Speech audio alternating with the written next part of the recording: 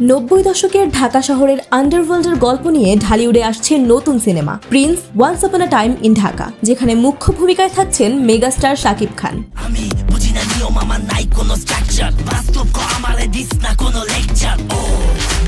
নির্মাতা আবু হায়াত মাহমুদের এই সিনেমার গল্পে থাকবে ক্রাইম, লাভ, অ্যাকশন আর ইমোশনের মিশেল। দর্শকের প্রতীক্ষিত এই ছবির এবার প্রথম পোস্টার উন্মোচন হলো, যা বেশ ঝড় তুলেছে দেশের সিনেপ্রেমীদের মনে। শুক্রবার 22 অগস্ট বিকেল 4টার দিকে সামাজিক মাধ্যমে চলচ্চিত্রটির নির্মাতা আবু হায়াত মাহমুদ, শাকিব খান সহ ছবির কলাকুশলীরা একযোগে পোস্টারটি উন্মোচন করেন, আর তার দেদারসে ছড়িয়ে পড়ে দর্শক মহলে। শুরু হয় আলোচনা।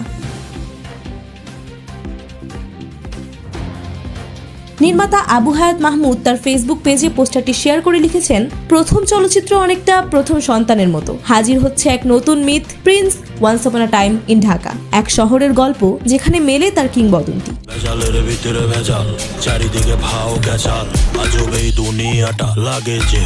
শাকিব খান পোস্টারটি শেয়ার করে লিখেছেন, ঘোষণা হলো নতুন এক অধ্যায়ের, শহর চিনবে তার আসল নায়ককে। সেই পোস্টারে দেখা যায় অন্ধকার লালচে আবহে মানুষের ভিড়ে দাঁড়িয়ে আছেন এক চরিত্র, যার দুই হাতেই পিস্তল উঁচু করে ধরা। চারপাশে লেখা আছে ঢাকার বিভিন্ন এলাকার নাম, যেমন বাড্ডা, উত্তরা, গাবতলী, মোহাম্মদপুর। নিচে বড় অক্ষরে লেখা মেগাস্টার শাকিব খান, প্রিন্স, একদা একসময় ঢাকাতে।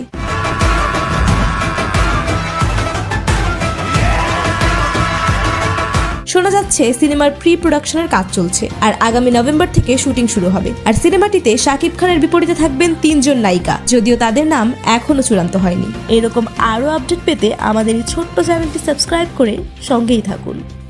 আমি একদিন ন্যাশনাল লেভেলে খেলবো। তুফান হতে অ্যাটিটিউড লাগে।